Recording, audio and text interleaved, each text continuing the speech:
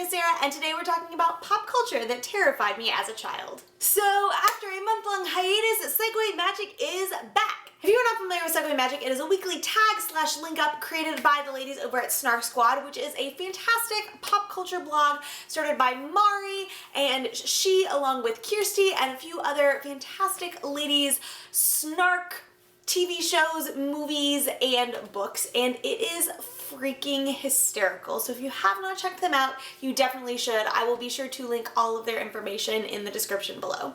Since Snark Squad is a blog dedicated to snarking pop culture, every week for Segway Magic, we hop over from the blog to the YouTubes and discuss a certain pop culture related topic. This week, we're talking about pop culture that terrified us as a child. So I've realized recently that a lot of people I know were scared by a lot of things as a child, and I don't know if I was just weird or what, but I was not really scared by that much growing up. I never was scared of Ursula or Jafar or, any of the villains. So in that sense, a lot of the things that I'm going to talk about today might be a little bit more obscure than your traditional, villain in a film.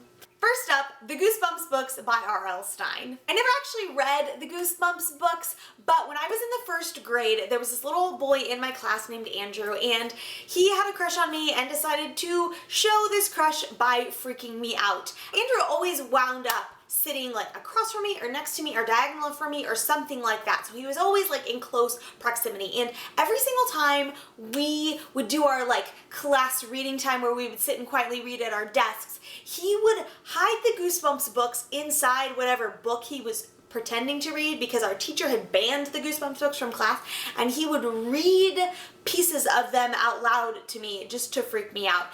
And I was terrified of those books as a little kid, and so I never actually had any desire to read them myself because just those excerpts that he would read to me in class were enough to make me be like, nope, nope, nope. One of the things that terrified me the most when I was younger is Alfred Hitchcock's original Psycho.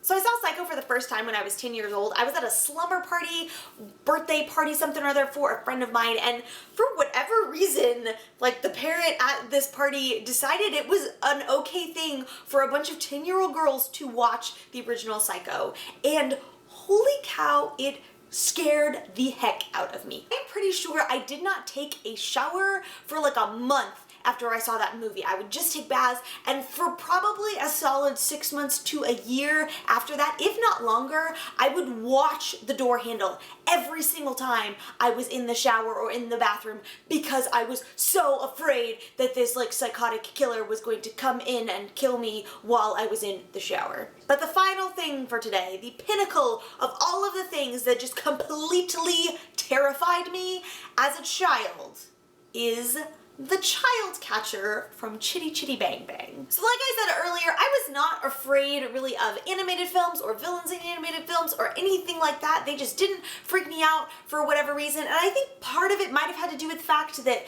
I, even at a very young age, recognized that cartoon drawings was something that was totally fake, and so it wasn't really something that I needed to be afraid of.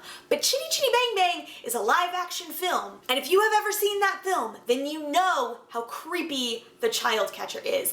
And to this day, even as a 26-year-old adult, I watch that film and I just, I